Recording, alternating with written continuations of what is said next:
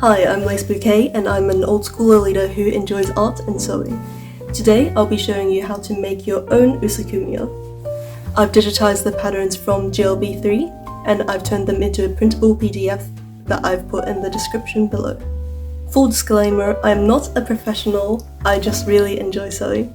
Also, I recently saw the original Usakumya go for a crazy shit ton amount on Yahoo auctions, so I thought I'd share this tutorial since I think a lot of people would want one. Let's get into it.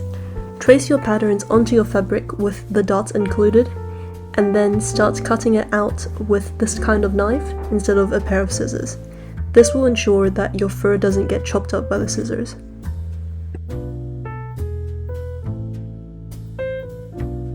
First, we're going to start by making the bonnet. You'll want to close up these darts, and the way that I do this is that I just fold them in half, matching the points to each other, and I just put them under the sewing machine. Really simple.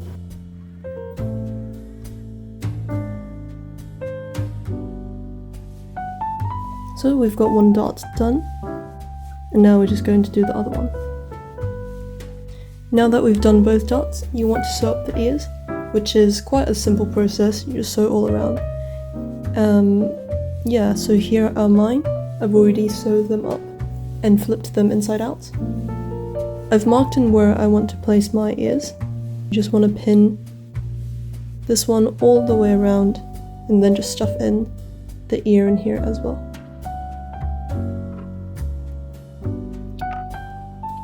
Once you get to this point, you want to grab your ear and then put it underneath everything.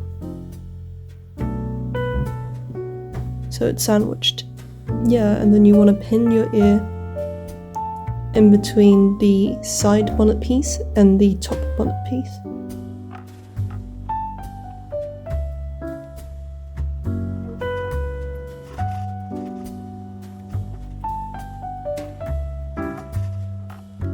If your sewing machine isn't as powerful, I wouldn't recommend sewing this on the sewing machine, or just the ear section. You can do the ear section by hand and then put the rest through your sewing machine. I'm going to show you how I did this on my sewing machine with a 1.2 centimeter seam allowance.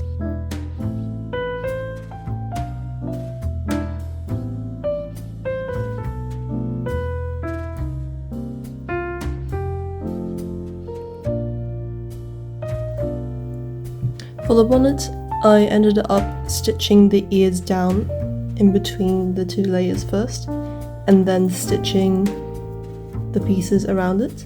Let's move on to making the arms.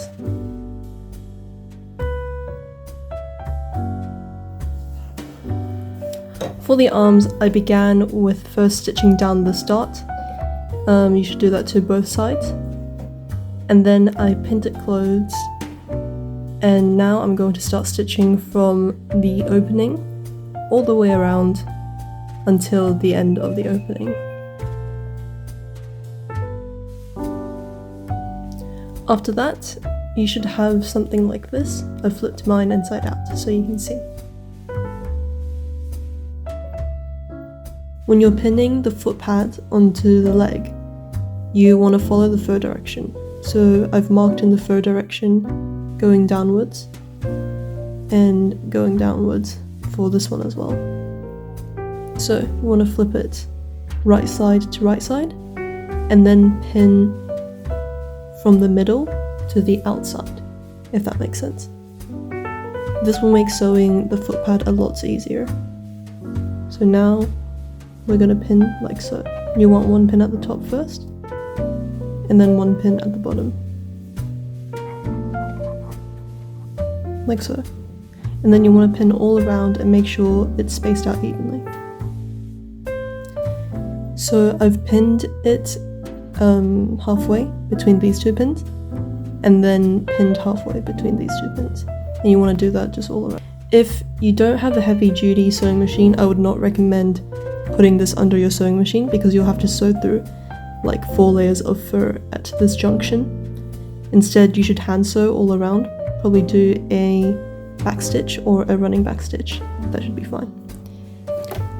So you want to try place this flat on your sewing machine as flat as possible, though it's quite difficult because it is a curved seam and you're sewing a 3D object as well. Sew forward and then backwards, and then you want to bring out the layer underneath, so you're kind of holding both layers and guiding them through your machine. Try not to get any wrinkles in the fabric as well.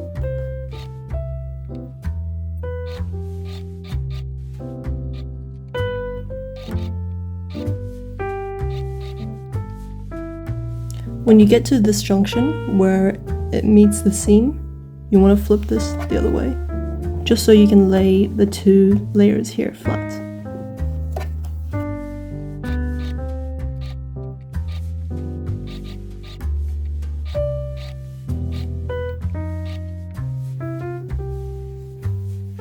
Since I got a bit of fur and fabric stuck at this part, I unpicked it, and now I'm just going to re-sew over it.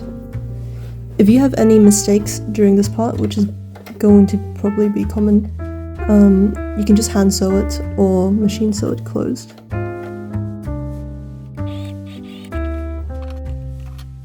You can also try sewing from this part, so you flip it and sew it from top. And that's the leg done.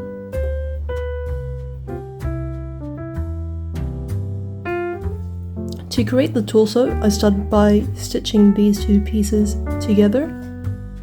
So this is one half of the torso piece, and this is the other half.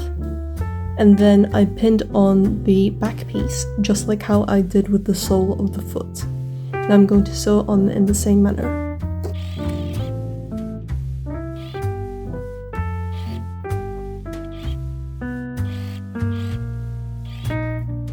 After sewing together your torso, it should look something like this.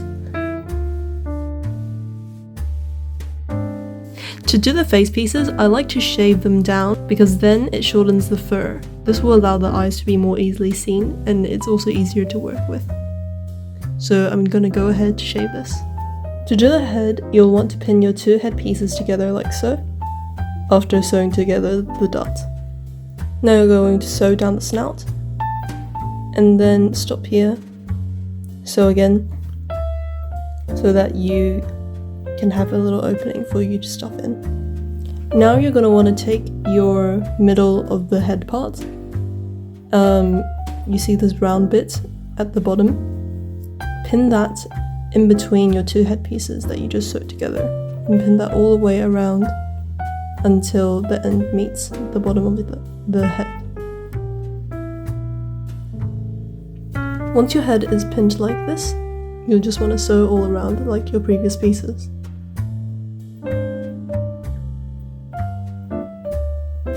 To close off the stuffing opening of each piece, we're going to be doing a ladder stitch. To do this, I like to come from the underside of the plushie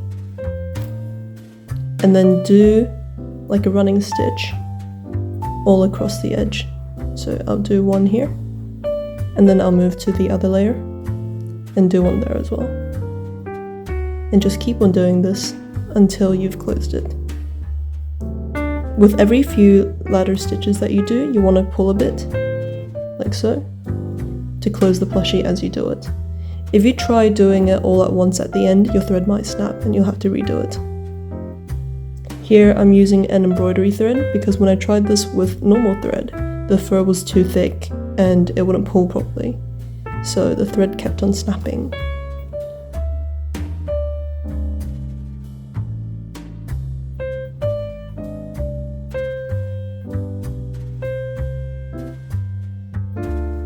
Once you're at the end of your plushie, I like to finish mine off like this by wrapping the thread around your needle and then pulling through. And it creates a knot at the end.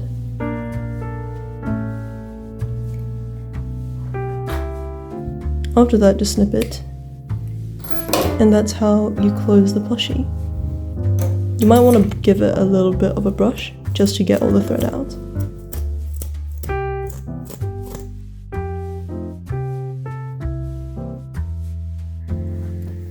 For the tail, you'll want to do a running stitch all across it, like so.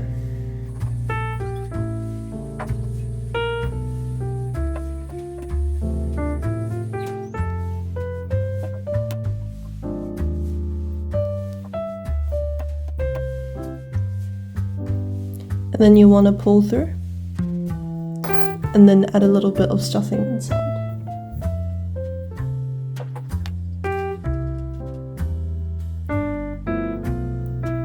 You want to pull through gently and just encase all of that stuffing inside your tail.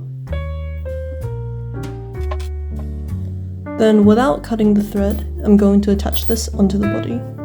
So this is the back, and I'm probably going to attach it 2 centimeters above the closing junction right here.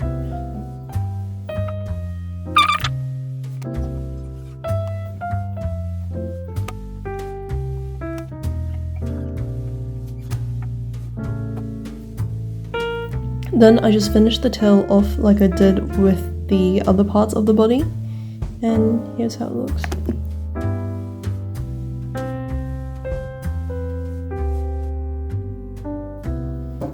To do the arms and legs, first you'll want to put your needle through your body where the arms and legs should go. You'll see this marked out on your pattern pieces.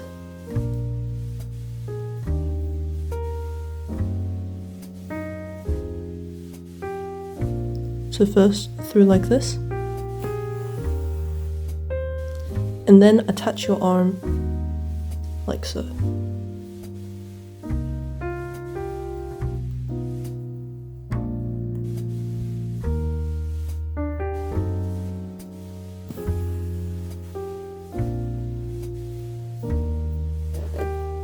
By first putting it through the side of the body, you hide the thread knot. And then you'll want to go back through this.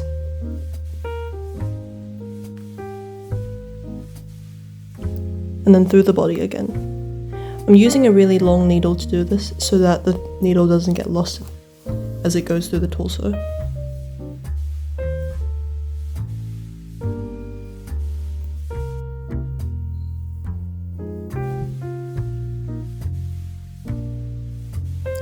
By joining your joints with a thread, they become movable, like this.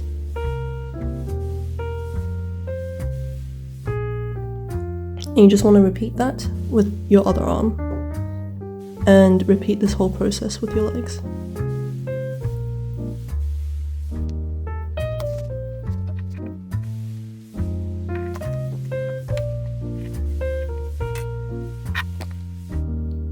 Once it looks a bit like this, you'll want to finish the thread on the other side of the torso.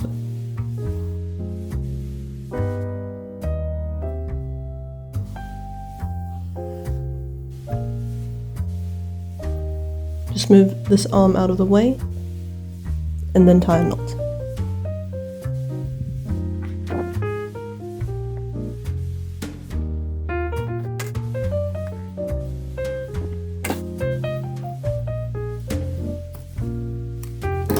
Okay, and there's your jointed arms.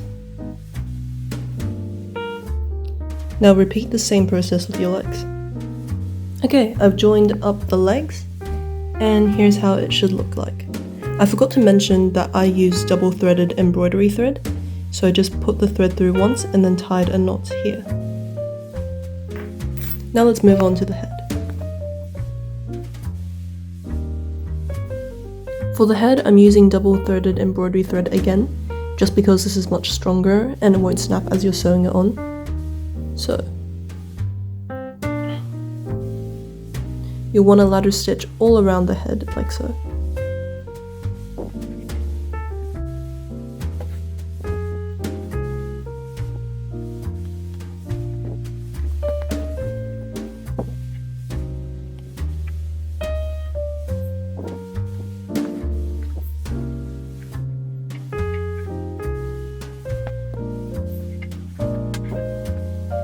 Here's how your Usakumya should look once its head is joined on. For the bonnet, I just placed the bonnet on and then ladder stitched it all around.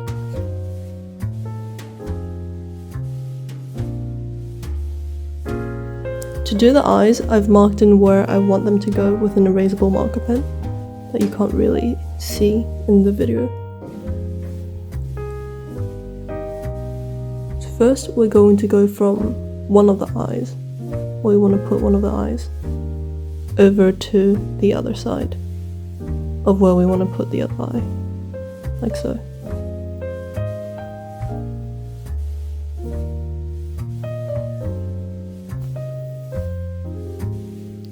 And then you want to thread your eye on.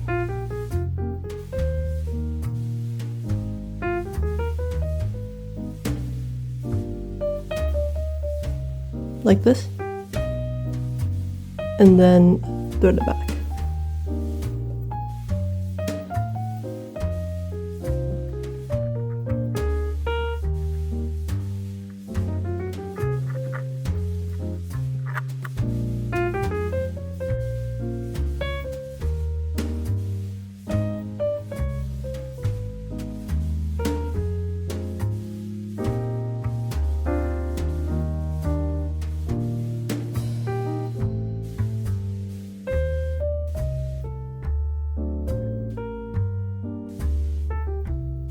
Use this eye to cover up the knots that we made. Thread it back once more.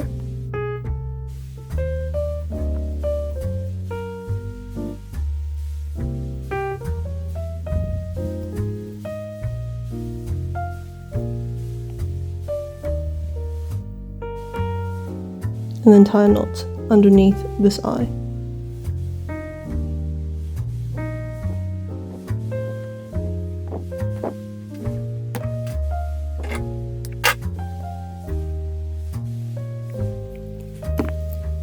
And here's how your Usakumya's eyes should look. I used toy eyes here, but you can also use buttons. Now we're going to embroider on the nose.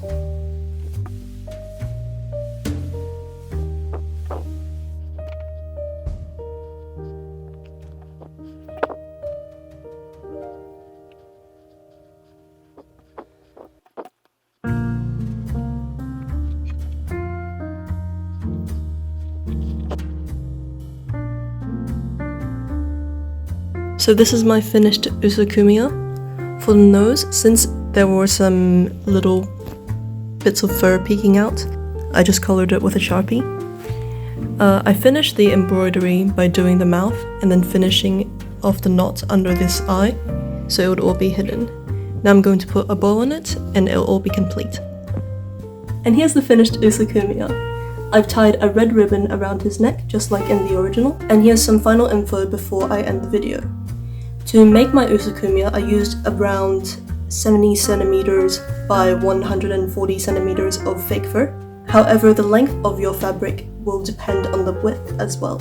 Also, when you're shaving the fur, I would recommend doing it in a well-ventilated area because a lot of fur got stuck in my mouth when I did it in my sewing room, which is not very good. I hope all of you do it in a better way than I did. Please leave any questions you have in the comments below. I'll try to get to every single one. And if you have any other questions, you can DM me at lacebouquet on Instagram. Also, please leave any tips that you found whilst making your own Usakumya so we can help out everyone in the comments. Please tag me on Instagram if you made your own Usakumya. I would love to see everybody's creations. I really hope you found this video enjoyable and helpful, and I'll see you next time. Bye!